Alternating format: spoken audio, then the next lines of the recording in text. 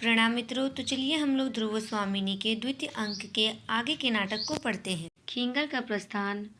शकराज अपनी प्रसन्नता में उद्विग्न सा इधर उधर टहलने लगता है और कोमा अपना कलश लिए हुए धीरे धीरे सिंहासन के पास जाकर खड़ी हो जाती है। 4 सामंतों का प्रवेश।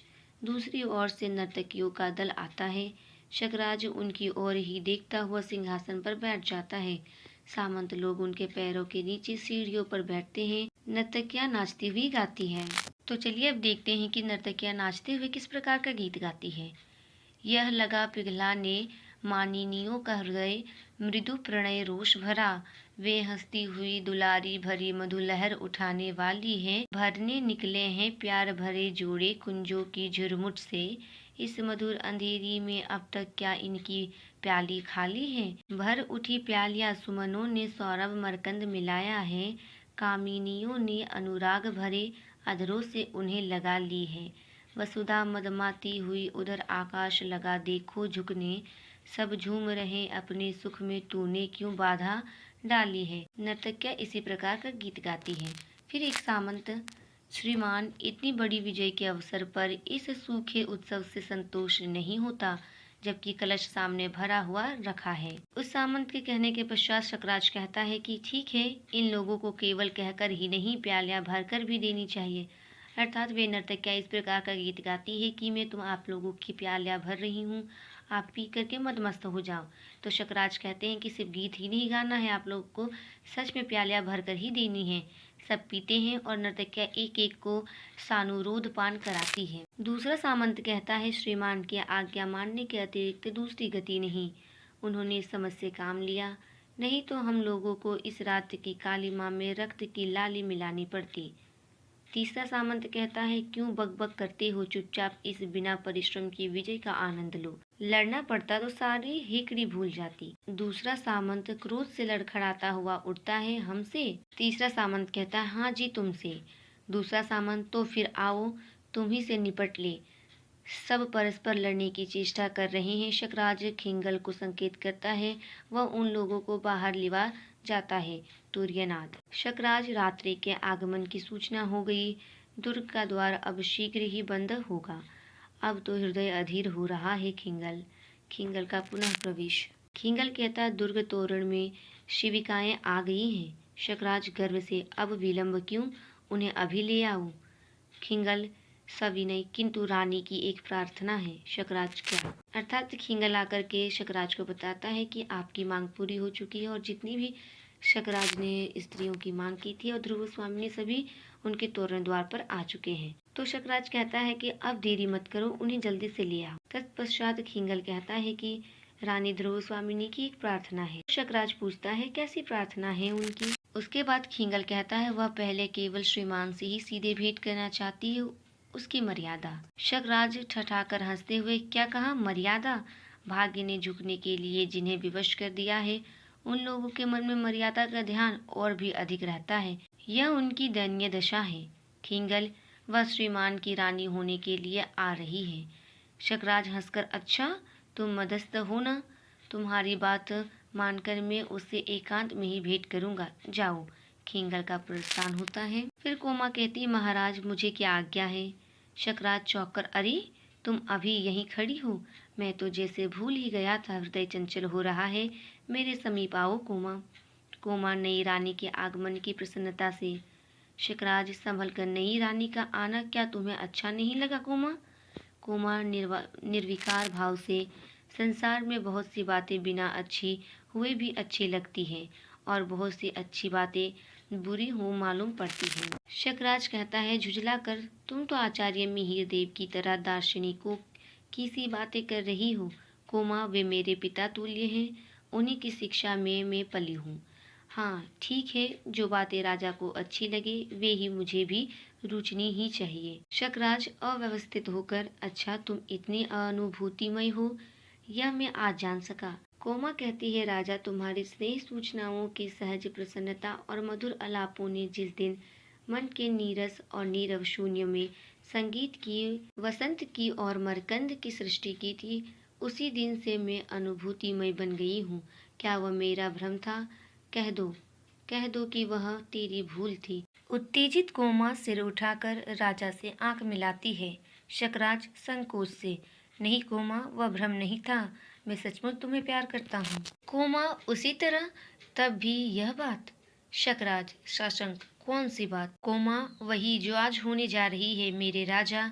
आज तुम एक स्त्री को अपने पति से विच्छिन्न कराकर अपने गर्व की तृप्ति के लिए कैसा अनर्थ कर रहे हो। शकराज बात उड़ाते हुए हंसकर, पागल कोमा, वह तो मेरी राजनीति का प्रतिशोध है। कोमा दृढ़ता से, किंतु राजनीति का प्रतिशोध क्या एक नारी को कुचले बिना नहीं हो सकता?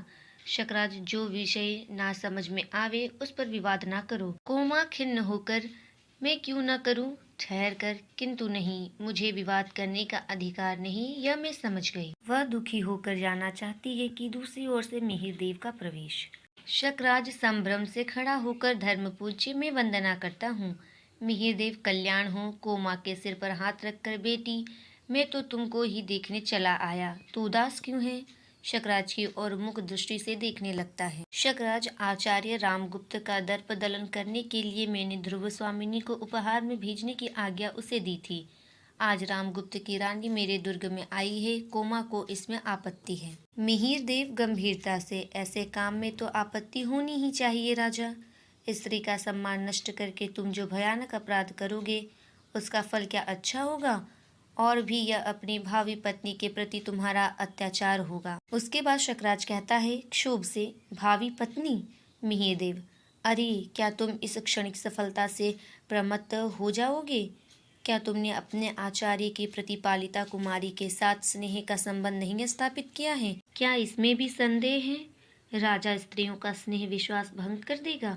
कोमल तंतु को तोड़ने से भी सहज है, परंतु सावधान होकर उसके परिणाम को भी सोच लो। मिहिरदेव शकराज को कहता है कि किसी स्त्री का अपमान करना ये तुम्हारी सफलता नहीं हो सकती।